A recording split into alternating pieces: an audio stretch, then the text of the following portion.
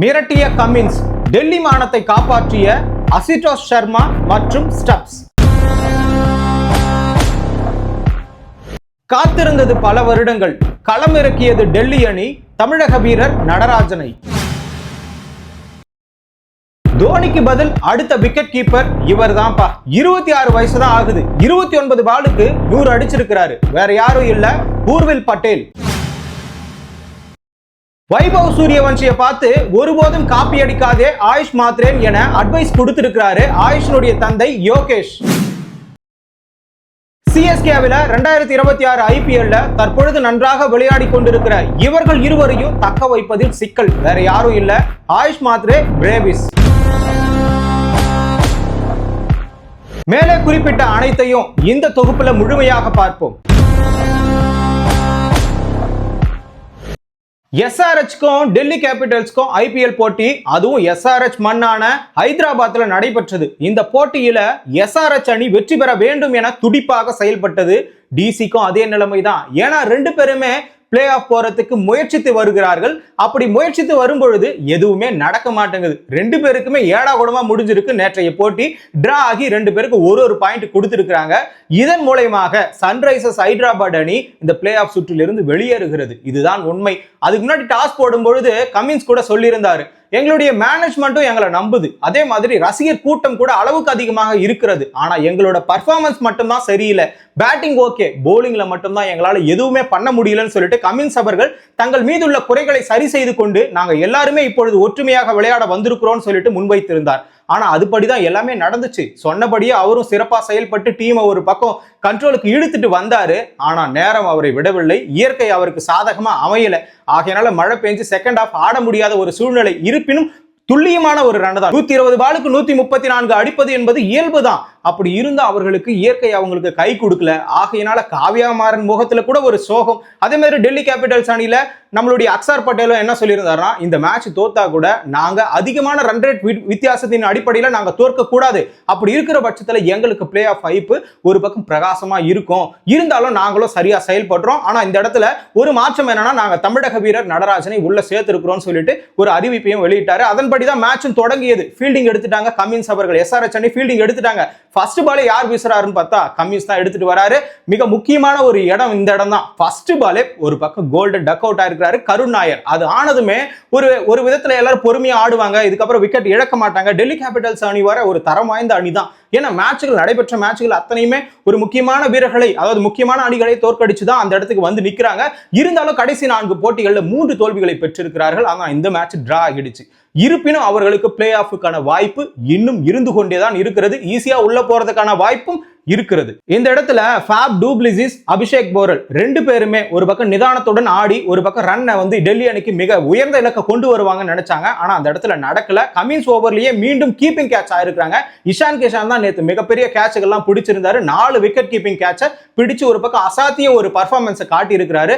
அதுல ஃபேப் to Plessis 3 ரன்கள் அடிப்படையில ஒரு பக்கம் கீப்பர் கேட்ச், அதே மாதிரி அபிஷேக் போரலும் 8 ரன்கள் அடிப்படையில கீப்பர் கேட்ச். இப்படி இருந்தும் ஒரு பக்கம் கேஎல் ராகுலும் அக்ஷர் பட்டேலும் ஒரு கேப்டன் என்ற பொறுப்பு, துணை கேப்டன் என்ற பொறுப்புல ரெண்டு பேரும் நிதானமா ஜோடி சேர்ந்து ஒரு மிகப்பெரிய ஒரு இலக்கை கொண்டு வருவாங்க. அடுத்த ஒரு பார்ட்னர்ஷிப்லயும் நம்பிக்கை வச்சாங்க. ஏன்னா நம்பிக்கைக்குரியவர் கேஎல் ராகுல். அப்படி இருந்தோம் இந்த இடத்துல அக்ஷர் பட்டேல் ஒவ்வொரு மேட்ச்லயும் 50 அடிப்பார், 40 அடிப்பார், 30 அடிப்பார். ஆனா இந்த மேட்ச்ல ரொம்ப விரைவாக அவுட் ஆயிட்டு நம்பிக்கைகளை இழக்கிற மாதிரி விக்கெட் எடுத்துட்டு போயிட்டே இருந்தாரு. அதுக்கப்புறமா கேஎல் ராகுல் 10 ரன்கள் வெளியேறிட்டார். இதுக்கப்புறம் என்ன, மேட்ச் 5 விக்கெட்டுக்கு 29 ரன் முடிஞ்சதுரா சோழி. டெல்லி இன்னும் ஒரு 50, 40, 60 ரன்களுக்கு மொத்தமா சுருண்டு போயிட்டு 60, 70 ரன் ஈஸியா அடிச்சுட்டு எஸ்ஆர்எச் அணி ரன் ரேட் அடிப்படையில மிக வேகமாக உயர்ந்து வரும் எல்லாருமே நினைச்சாங்க.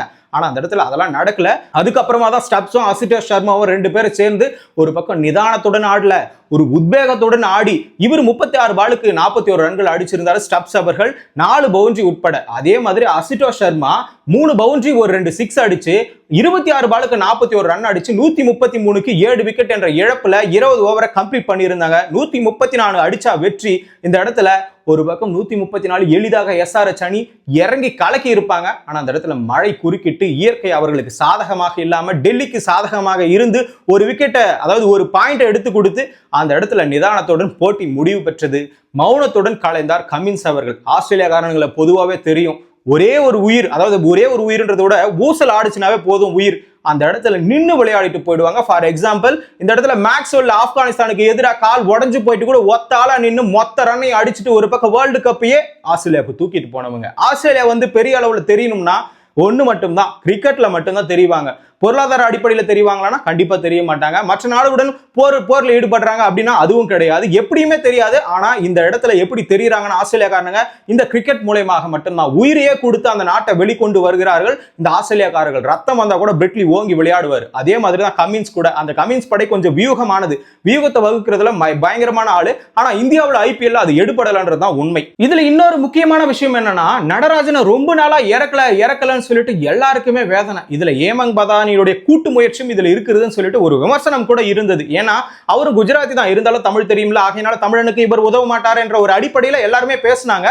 இருந்தாலும் அது உண்மை கிடையாது. அவருக்கு இன்ஜுரி இருந்தது உண்மைதான். இந்த இடத்துல தமிழ்நாட்டில் அவர் சேர்க்க மாட்டாங்களே. டிஎன்பிஎல் விளையாட தெரிஞ்சவருக்கு தமிழ்நாட்டில் விளையாட தெரியாதா? டிஎன்பிஎல் இருக்கும்போது அவருக்கு காயம் இல்லை, தமிழ்நாட்டில் விளையாடும் போது அவருக்கு காயம் இருக்கிறது. அப்போ இந்த இடத்துல என்ன நடக்குதுன்னா ஒரு பார்வை உண்டாகிறது எல்லாருக்குமே. சரி, இப்ப சமூக ரீதியா இங்க ஒதுக்குறாங்க அப்படின்னு சொல்லிட்டு எல்லாருக்குமே ஒரு பார்வை இருக்குது. அந்த அடிப்படையில பார்க்கும் பொழுது நடராஜனை நீங்க எடுக்கலனா, இந்த இடத்துல எடுக்கலனா யாருமே முயற்சி செய்ய மாட்டாங்க. அதே நீங்க எடுத்துட்டீங்கன்னா எல்லா சமூகத்திலிருந்து அத்தனை நபர்களுமே போராடக்கூடிய ஒரு குணத்தை வளர்த்துக்கிட்டு ஏழையா இருந்தாலும் பரவாயில்ல, பொருளாதார ரீதியா சமூக ரீதியா ஒரு பக்கம் பின்தங்கிய நிலையில இருந்தாலும் பரவாயில்லை, நாம கிரிக்கெட்டுக்கு ட்ரை பண்ணலான்ற ஒரு எண்ணம் வரும். ஆனா இங்க இருக்கக்கூடிய நிலையெல்லாம் எப்படி தெரியுமா இருக்கு? ஜீவா படம்லாம் எடுத்துக்கங்க, அதனுடைய ஃபார் எக்ஸாம்பிளா எடுத்துக்கிட்டு நீங்க அதை பொசிஷன்ல வச்சு பாருங்க. இந்த இடத்துல இந்த சமூகத்தில் இருக்கிறவங்க நீங்களாம் போராடவே கூடாது அப்படின்ற மாதிரி தான் அவருடைய வாய்ப்புகள் அத்தனை இடத்துலயும் தடுக்கப்படுகிறதுன்னு சொல்லிட்டு ஒரு விமர்சனம் இருக்கிறது. இது நிதர்சனமான ஒரு உண்மை.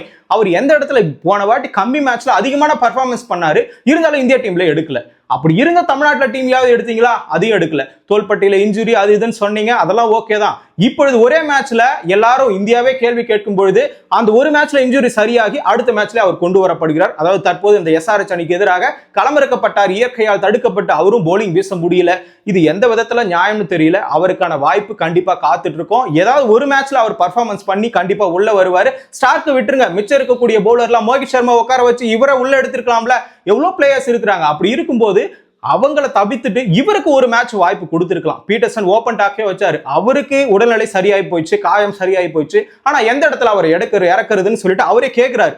ஒரு மேட்ச் வேற யாரையாவது மாத்தி இறக்கி பாருங்க, அவருடைய ஏற்கரும் கொஞ்சம் உதவும். லாஸ்ட் ஓவர் டெத் ஓவர்ல சூப்பரா போடுவார். டெத் ஓவருக்கு முன்னாடி ஓவர் டெத் ஓவர் மாதிரியே இருந்தா எப்படி இருக்கும்? ஸ்டார்க் ஒரு பக்கம், இவர் ஒரு பக்கம், நடராஜன் ஏற்கர் போட்டுட்டே இருந்தா யாராலையுமே ஒண்ணும் பண்ண முடியாது. டெல்லி அணி டைட்டா இருக்கும். இப்படிதாங்க நேற்றைய போட்டியில சுவாரஸ்யமான நிகழ்வுகள் இவ்வளவுதான். அந்த மேட்ச் நடந்திருந்தா தான் கண்டிப்பா ஏதாவது ஒரு இலக்கு தெரிஞ்சிருக்கும். இதுல சன்ரைசர்ஸ் ஹைதராபாடும் இந்த பிளே ஆஃப்கான ரேஸ்ல இருந்திருக்கும். ஆனா நடக்கலன்றதுனால அவங்க வெளியேறிட்டாங்க. சிஎஸ்கேவும் வெளியேறிட்டாங்க, ராஜஸ்தான் ராயல்ஸும் வெளியேறிட்டாங்க. இந்த இடத்துல சிஎஸ்கேவில் விக்கெட் கீப்பர் இதுக்கப்புறம் யாருன்ற ஒரு கேள்விக்குறி வந்தது. எதுக்கும் அடுத்த சீசன்ல வந்து இவர் கண்டிப்பா ஓய்வு பெறக்கூடிய ஒரு சூழல் ஏற்படலாம். ஆனா இதுக்கு முன்னாடியே ஒரு பக்கம் இந்த ஒரு நாளுக்கு முன்னாடியே ஒரு தேர்வு செய்திருக்காங்க. அதுல ஊர்வில் பட்டேல் என்ற ஒரு நபர் விஜய் ஹசாரே கோப்பையில 29 பாலுக்கு சதம் அடிச்சு ரொம்ப, அதாவது இந்த பயிற்சி ஆட்டத்துல எல்லாம் பயங்கரமா அடிச்சு நொறுக்கி இருக்கிறாரு. அவரை எடுத்துட்டு வந்து நாம ஏலத்துல எடுக்கலாம். அதுவும் இல்லாம இந்த மேட்ச்லயே நாம வியாழக்கிழமை நடக்க போற மேட்ச்லயே அவர் இன்ட்ரோ கொடுக்கலாம் கேகேஆருக்கு எதிராகன்னு சொல்லிட்டு தோனி ஒரு வியூகம் வடிவமைத்திருக்காருன்னு ஒரு தகவல் வெளியாகி இருக்கிறது. அந்த அடிப்படையில பார்க்கும் பொழுது ரொம்ப இளம் வீரர் தான், 26 வயசு தான். அவரை வந்து விக்கெட் கீப்பரா வாய்ப்பு கொடுத்து ஒரு பக்கம் அவரையும் ஃபீல்டிங் நிக்க வச்சு பேட்டிங் ஆட வச்சு அடுத்த 2026க்கு தேவையான ஒரு கட்டமைப்பை இப்பொழுதே தோனி வியூகம் வகுக்கிறாருன்னு சொல்லிட்டு ஒரு தகவல் வெளியாகி இருக்குது. அந்த அடிப்படையில அவருடைய பேட்டிங் ஸ்டைல் எப்படி இருக்குன்னு சொல்லிட்டு நம்ம கேகேஆருக்கு எதிராக ஆடும்போது தான் நம்ம பார்க்க முடியும். அதுக்கு முன்னாடி இன்னும் 2 பேர் இருக்கிறாங்க, பிரேவிஸும் இன்னொரு ஆயுஷ் மாத்ரேவும். இந்த 2 பேருமே உள்ள எடுக்கிறதுல மிகப்பெரிய சிக்கல். அதோட சேர்த்து ஊர்வில் பட்டேலையும் உள்ள எடுக்கிறது மிகப்பெரிய ஒரு சிக்கல்னு ஒரு விமர்சனம் வெளியாகி இருக்கிறது. இதற்கான காரணம் என்னன்னா 25 பேர் தான் இருக்கணும் டீம்ல. ஆனா இந்த 3 பேர் சேர்த்தா 28 பேர் ஆகுது. அதே மாதிரி 120 கோடி சம்பளம் மட்டும் தான் கொடுக்கணும். யாராச்சும் 3 பேர் தூக்குனாதான் அந்த சம்பளத்தை எடுத்து இவங்களுக்கு கொடுக்க முடியும். அதுவும் இல்லாம கம்மியான ரேட்ல இவங்க எடுக்கலாம். இருக்கக்கூடிய நபர்கள் கோடிக்கணக்கில் வாங்கி வச்சிருக்காங்க, அவங்கள தூக்கிட்டா இன்னும் சிஎஸ்கேக்கு அதிகமான ஆட்களை கூட எடுக்கக்கூடிய ஒரு சூழ்நிலை இருக்கும். அந்த வகையில பார்க்கும் பொழுது ஆயுஷ் மாத்ரே நிரூபிச்சிட்டாரு. 48 பாலுக்கு 94 அடிச்சுலாம் ஒரு பக்கம் மரண அடி, அதுவும் ஆர்சிபிக்கு எதிராகவே பயங்கரமா ஆடிட்டாரு. ஆகையினால தோனியை வந்து பாராட்டினாரு. என்னன்னு சொல்லிட்டு, நீ பயங்கரமா, அதாவது நல்லா விளையாடுற, இனி வரும் காலங்கள்ல நீ இந்த டீமுக்கு ஒரு சூப்பர் ஸ்டார் தான் சொல்லிட்டு ஒரு பக்கம் பாராட்டி இருக்கிறாரு. தோனி பாராட்டுறதெல்லாம் ரொம்ப பெரிய விஷயம். அதை சாதாரணமா இருந்தாலும் அவர் வாயிலிருந்து நீ மிகச்சிறந்த வீரர் என வருவது மிக மிக ஒரு அற்புதம். அதை தான் அவங்களுடைய தந்தை கூட சொல்லியிருப்பாரு. நீ சூரியவன்சியை பார்த்து சதம் அடிக்கணும், அவரை மொழியை நம்ம நோக்கி நோக்கி அடிக்கணும்னு சொல்லிட்டு எதையுமே எண்ணாத, உனக்குன்னு ஒரு ஸ்டைல் இருக்கு, அந்த ஸ்டைல்ல நீ ஆடு. அதுவும் ஏகேஷ் அவங்களுடைய அப்பா தான் இதெல்லாம் சொல்லியிருக்காரு. நீ தோனி வாயிலிருந்து நீ நல்ல பிளேயர்னு வர வச்சிருக்கிற. சோ இதெல்லாம் வரம், அதை நீ காப்பாத்திக்கணும். கடைசி வரைக்கும் இன்னும் காலம் இருக்கு, நீ பொறுமையா இரு. சூரியவன்சி போல ஓங்கி அவர் மட்டும் சதம் அடிக்கிறாரு சாதிக்கிறாரு சொல்லிட்டு நீ அதே மாதிரி அடிக்கலாம்னு சொல்லிட்டு உன்னுடைய வாழ்க்கையை நீ இழந்துடாத, ரொம்ப பொறுமையா இருக்கணும்னு சொல்லிட்டு அவர் அட்வைஸ் கொடுத்திருக்காரு. அந்த வகையில பிரேவிஸ் வந்து 8 பிளேயர், அதாவது ஃபாரின் பிளேயர் வந்து 25 பேர்ல 8 பேர் தான் இருக்கணும். அந்த 8 பேர்ல பிரேவிஸ் இப்ப எக்ஸ்ட்ரா ஒன்னு ஆட் ஆகும்போது என்ன ஆகுனா 9 வரும். அப்ப 8 தான் இருக்கணும். ஒரு ஃபாரின் பிளேயரை தூக்கணும், ஒரு இந்தியாவில் இருக்கக்கூடிய ஒரு 2 பிளேயரை தூக்கிட்டு மொத்தம் 3 பிளேயரை எடுத்துட்டு அந்த இடத்துல ஆயுஷ் மாத்ரேவ், பிரேவிஸும் அம்மா ஊர்வில் பட்டேல், இந்த 3 பேரை சேர்க்கக்கூடிய ஒரு நிலையில தான் சிஎஸ்கே அணி ஒரு கட்டமைப்பை வகுத்து கொண்டு இருக்கிறது. இந்த இடத்துல பல விமர்சனங்கள் சிஎஸ்கே மேல எழுந்து கொண்டே இருக்கிறது. தோனி கேப்டன் ஆகி கூட அந்த வெற்றி அவங்களுக்கு கிடைக்கல. 9 போட்டிகள்ல 7 தோல்வி 2 வெற்றி என ஒரு பக்கம் தடுமாறி இது அவுட் ஆஃப் இந்த ஐபிஎல் போட்டியிலிருந்து வெளியேறி இருக்கிறது. இதனாலதான் இந்த ஒரு மாற்றங்கள் எல்லாம். மினி ஐபிஎல் வரதுக்குள்ள நாம் ஆட்களை தேர்வு செய்து வைத்துக் கொள்ள வேண்டும், அப்பதான் நம்முடைய அணி வந்து வெற்றி பெறும் என்று சிஎஸ்கேவில் இருக்கக்கூடிய தோனி அவர்களும் சரி, தோனியினுடைய மேல இருக்கக்கூடிய மேனேஜ்மெண்ட்டும் சரி, சிஎஸ்கே நிர்வாகம் சரி, எல்லாருமே அப்படிதான் நினைச்சிட்டு இருக்காங்க. அந்த வகையில பார்க்கும் பொழுது இந்த 3 பேரை தான் இப்பொழுது தேர்வு செஞ்சிருக்காங்க. மினி ஐபிஎல் நடக்கும் பொழுது இன்னும் நிறைய பேரை உள்ளூர் போட்டிகள் இருக்கக்கூடிய சிறந்த வீரர்கள் இங்க பேட்டிங்ல மட்டும் தான் சூஸ் பண்ணிருக்காங்க. பவுலிங்ல அந்த மாதிரி சூஸ் பண்ணோம்னா இன்னும் நிறைய பேர் கிடைப்பாங்க. அப்ப நாம தமிழ்நாட்டில் இருக்கக்கூடிய உள்ளூர் போட்டியாளர்களும் தடவை அவங்க ஆரம்பிப்பாங்க. அப்படி இருக்கும்போது நம்முடைய சிஎஸ்கே அணி வலுப்பெற்று நிற்கும்.